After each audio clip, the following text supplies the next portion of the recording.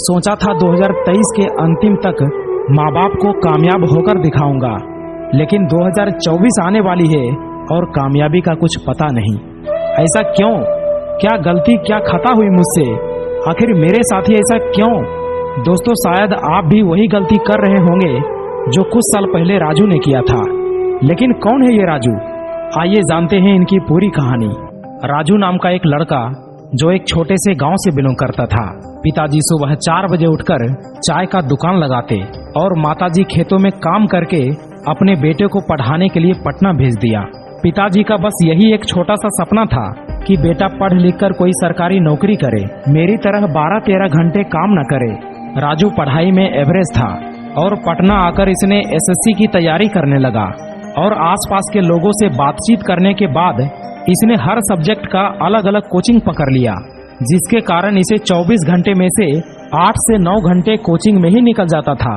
ये ना तो सही समय पर खाना बना पाता था और ना ही सही समय पर सो पाता था, और घर से इतने पैसे मिल नहीं रहे थे कि इतने महंगे रूम रेंट देने के बाद मेस में खाना खा सके, अपनी मेस लगवा सके। दोस्तों, राजू का सिलेबस अभी आधा ही कंप्लीट हुआ था कि इसे डेंगू नाम की एक बीमारी हो जाती है। उसके बाद राजू के पिताजी राजू को गांव बुला लेते हैं और राजू को इस बीमारी से रिकवर होने में पूरे 20 दिन लग गए और 20 दिन के बाद इसने क्लास को ज्वाइन किया। अब जाहिर सी बात है कि 20 दिन में 2-3 चैप्टर तो छूटना ही था, और इसी चैप्टर को मैनेज करने के लिए राजू ने अपना बैच को ही बदल लिया। और इसी बैच में प्रिया नाम की एक लड़की पढ़ती थी जो राजू के ही आसपास वाले गांव की थी। धीरे धीरे करके बातचीत हुआ और फिर दोस्ती हुई, लेकिन यही दोस्ती कब प्यार में बदल गया राजू को पता ही नहीं चला। उसके बाद राजू क्लासेस के बाद रिवीजन के टाइम में चैटिंग करने लगा।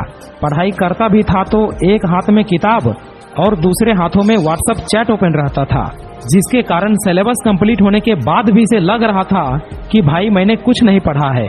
ना तो मॉक में अच्छे नंबर आ रहे थे और ना ही कोई एग्जाम निकल रहा था, क्योंकि सिर्फ सिलेबस कंप्लीट करने से ही कुछ नहीं होता, बल्कि कोई भी एग्जाम को क्रैक करने के लिए proper revision, proper mock test भी लगाने होते हैं, जो राजू ये सब बिल्कुल भी नहीं किया था।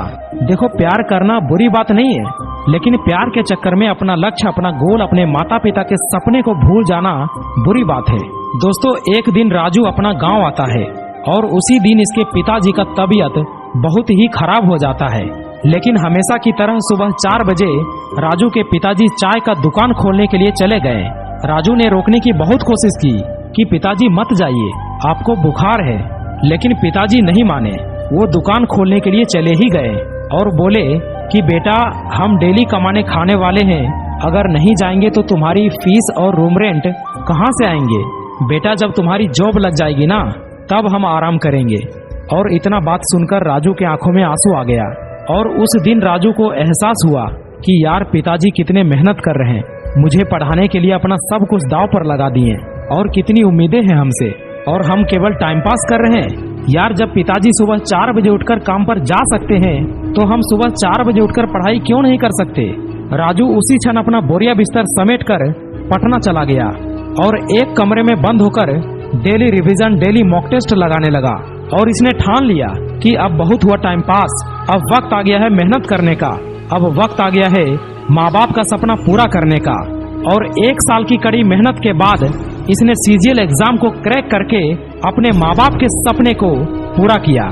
तो जब भी तुम्हें मोटिवेशन कम होने लगे, जब भी तुम्हारा मन हारने लगे, जब भी तुम्हारा मन पढ़ाई से भटकने लगे, तो एक बार अपने माँ बाप के चेहरे को याद करना, उनकी गरीबी, उनके संघर्ष, उनकी परिस्थिति को याद करना, मोटिवेशन भर भर के आएगी। कहानी पसंद आई हो तो अपने दोस्तों के साथ शेयर जरूर करें।